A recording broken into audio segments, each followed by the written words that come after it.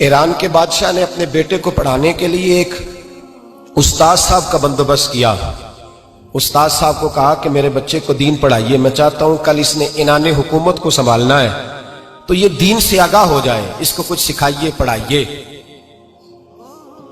بہت نیک بزرگ بڑے درویش عالم پڑھانے لگے، اسباق مکمل ہو گئے، دین کے اسباق قرآن مجید پڑھایا، احادیث طیبہ کا درس دیا، اصول فقہ سے روشناس کرایا۔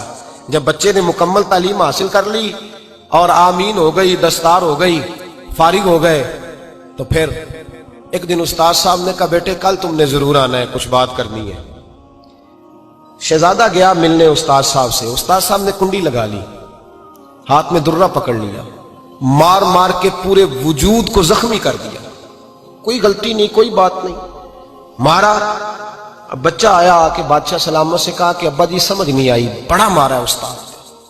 تو سیانے تھے نا بادشاہ، یہاں تو قاری صاحب روز کٹہرے میں کھڑے ہوتے ہیں، مولوی صاحب آپ نے میرے بچے کو کیوں مارا ہے؟ آپ 8,000 کے مولوی ہیں، میرا کئی کروڑ کا بچہ ہے، سویرے بدل لیں گے، خبردار آپ نے بچے کو ہاتھ لگایا، اپنی حیثیت میں رہے معاذ۔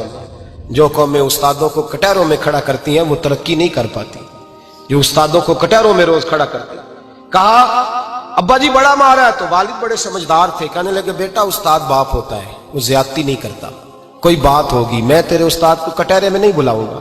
اماں سے بات کی، اماں کہنے لگی بیٹا میں تیرے باپ سے کیسے بات کروں، ڈر آتا۔ وقت گزر گیا، 22 سال بیت گئے، 22 سال گزر گئے، بادشاہ کا انتقال ہوا، شہزادہ تخت پہ بیٹھا، پہلا حکم یہ دیا کہ میرے استاد کو بلاؤ، پہلا حکم۔ استاد جی بوڑھے ہو گئے تھے، چھڑی کے اوپر ٹیک لگا کے آئے اور بھویں سفید ہو کے جھک گئی تھیں، یوں آنکھ کھول کے بڑی مشکل سے دیکھا، کہنے لگے شہزادے حکم ہو۔ کب میں شہزادہ نہیں، اب میں بادشاہ بن گیا ہوں۔ استاد جی 22 سال بیت گئے، آپ نے مارا تھا، پر وہ درد چونکہ زیادتی کی تھی، میرا قصور کوئی نہیں تھا، تو نہ میری روح سے درد گیا ہے نہ میرے جسم سے گیا ہے، میں بے اختیار تھا، پوچھ نہیں سکتا تھا، آج با اختیار ہوا ہوں۔ سب سے پہلے پہلا حکم آپ کو دیا، بلایا ہے، بتائے کیوں مارا تھا، کیوں مجھے مارا تھا، میری زیادتی بتائے۔ تو استاد، بوڑھے استاد کی آنکھیں آنسوؤں سے بھر گئیں، کہنے لگے بیٹے بس آج کے دن کے لیے مارا تھا، یہ جو دن آ گیا نا میری زندگی میں اس لیے مارا تھا، یہ میں چاہتا تھا میری زندگی میں وقت آئے، آج کے بس میری مراد پوری ہو گئی۔ کہا صاحب کس لیے، مجھے بھی سمجھائے۔ آپ فرمانے لگے کتنی دیر ہو گئی تجھے مار کھائے ہوئے، کتنا زمانہ بیت گیا؟ کہنے لگا 22 سال۔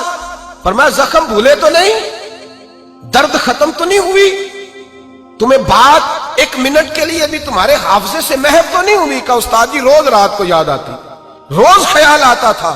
استاد کہنے لگے بھائی تو بے اختیار تھا، پوچھ نہیں سکا، 22 سال تجھے یاد رہا، مجھے پتا تھا تو ایک دن حکمران بنے گا، میں نے تجھے اس لیے مارا تھا کہ بیٹے یاد رکھنا، کسی پہ ظلم نہ کرنا، اگر تجھے 22 سال تک یاد رہا ہے تو جس پر تو ظلم کرے گا اسے بھی قیامت تک یاد رہے گا، اور یہ یاد رکھنا تو آج با اختیار ہوا تو تو نے مجھے بلا لیا ہے، قیامت کے دن غریب با اختیار ہو جائیں گے، مظلوم با اختیار ہو جائیں گے، وہ با اختیار ہوں گے للہ الواحد القہار، رب کریم کی بارگاہ کے اندر ان کا اختیار ہوگا، اکیلے اللہ کی حکمرانی ہوگی۔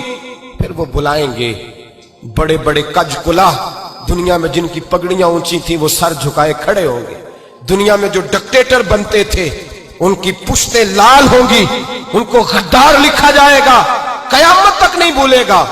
ظلم کرنا تو سوچ سمجھ کے کرنا، اتنا کرنا جتنا تم سہ سکتے ہو، اتنی زیادتی کرنا جتنی قیامت میں تم برداشت کر سکتے ہو۔ میرے نبی کریم صلی اللہ علیہ وسلم نے فرمایا ظلم سے بچو، یہ قیامت کے اندھیروں میں سے ایک اندھیرا ہوگا، زندگی میں زیادتی نہ کریں، اگر تھوڑی دیر کے لیے کوئی چیز برداشت کر جائیں گے تو وہ فائدہ دے جائے گی، کچھ دیر کے لیے اگر سہ جائیں گے تو نفع مل جائے گا، سہنے کی کوشش کریں لیکن زیادتی نہ کریں۔